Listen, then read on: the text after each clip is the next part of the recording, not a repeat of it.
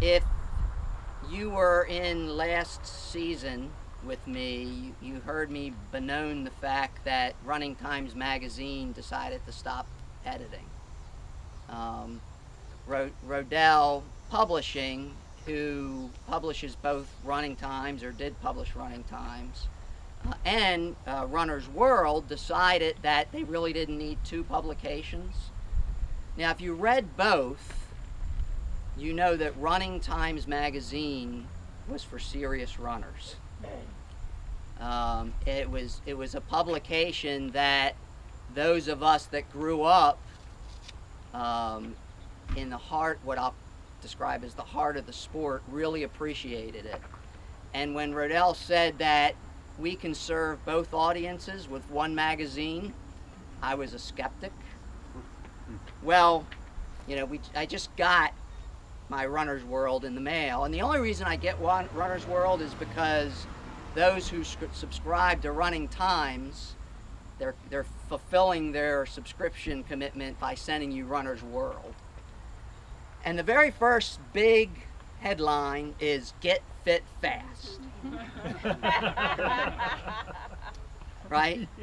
And then if you flip through this, it looks much more like People's Magazine than it does like a runner publication. The reality is that they have bought in to the current culture. Instead of trying to reinforce the great history of our sport, they're trying to shape our sport into the culture of today. I think that's kind of sad.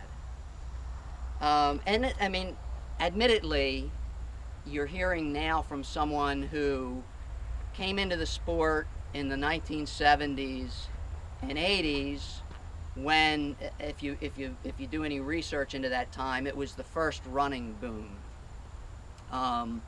And it was called the running boom because in 1972 Frank Shorter won Olympic gold in the marathon, and in 76 he came back and won silver in the same race, and there was a great surge of interest in the sport around those races.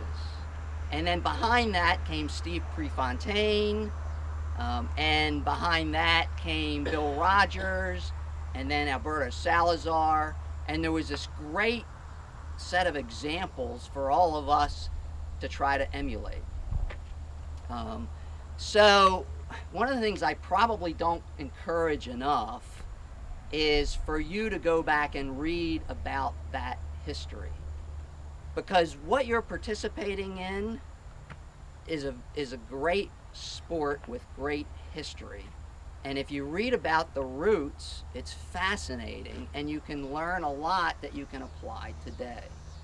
Well, one of the memoirs from that sport is from Alberto Salazar. Does everybody know who Alberto Salazar is? You know who he is today? Coach. He's a coach, right? You know who he was in the early 80s? New York City Marathon. Boston Yeah, for a Marathon. short time, world record holder in the marathon. Great American distance runner. If you read about him as a person, it's a fascinating history. His father was actually friends with Castro in Cuba, and they fled Cuba during a very turbulent time. But much of Alberto's makeup comes from that time period. So it's very fascinating. It's one of the reasons he was such a great runner. But his memoir is called 14 Minutes. Anybody know why it's called 14 Minutes? 5K goal. His heart stopped. Yeah, he had a heart attack on the campus of Nike, and his heart stopped beating for 14 minutes. Is any nurses in the group? Nurse practitioner count? Is that a long time? Yeah, your brain's no longer viable after about 5 minutes. Right. Okay, so you all, if you were watching, you saw Alberto Salazar in Rio as the coach of Galen Rupp. Galen was actually the person with him when he collapsed. Galen, fortunately, a very fast guy, was there to run. But Alberto's heart stop beating for 14 minutes. And it was his fitness, of course, that caused him to be able to survive that. But one of the most memorable parts of the book for me is when Alberto describes a 10K race that he was running. And in the middle of it, about 5,000 meters in, he felt so bad that he was about to drop out. And he was thinking about when he was going to jump off the track, when the runners around him, the lead pack, all of a sudden started to drop off. And within a very quick amount of time, instead of running in this group, he was one of a handful of people in the lead. And suddenly, he felt better. It's not that his effort was any less, but suddenly, because of the circumstances, his perceived effort, how fast he felt like he was working, was different. He ended up running a great race, and in a sprint to the finish, finished second. But he talks about that story and how after the race, somebody comes down from the stands and says to him, "You are the bravest runner I've ever seen." And the only thing he can think of is, he doesn't know halfway in I was about to drop out.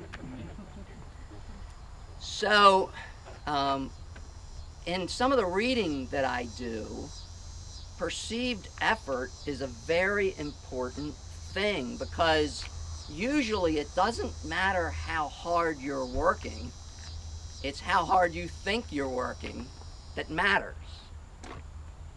right? So science says that you can run all out for 30 seconds. If you were from a standstill here, 30 seconds, you can run as fast as possible, but that's it. Anything over 30 seconds, you have to pace yourself, right? So any race greater than 30 seconds requires pacing, which requires you to gauge how fast you think you're working. So I was thinking about all this and the history, and I looked at some old statistics that I had, got into my Griffin archives. So the biggest marathons locally today are the same marathons that existed back in the late 70s and 80s. Marine Corps has always been the largest local marathon. And in 1984, there was 8,700 finishers in Marine Corps. This past year, there were 23,185. So this really is a new running boom, right? Maybe even a greater running boom than the one we experienced years ago in many ways. But the other statistic I looked at, the results that I had went through 400 places. And 400th place in the 1984 Marine Corps Marathon was 2 hours, 54 minutes, and 34 seconds.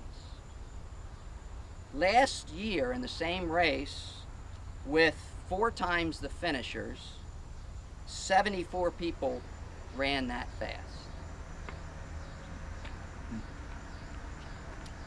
Right? So, I mean, think about that. And we could have a conversation about why that is, but the reality is, in that time period, people were better at reaching their potential than they are today. And part of it might be stuff like this, right? What we expect, or how easy or hard we expect achievement to be. So in the coming weeks, and we've already started working on this, I want you to start to embrace 2 concepts. The first is your physical fitness, which you probably understand pretty well. The second is your mental fitness, right? How are you developing yourself mentally to do what you want to do, you know, as a runner and as a person? And we're going to kind of continue to reinforce this week to week, and I'm going to give you exercises to do during our workouts to help you develop your mental fitness. Because how hard you think you are working on race day is going to ultimately be much more important than how hard you actually are.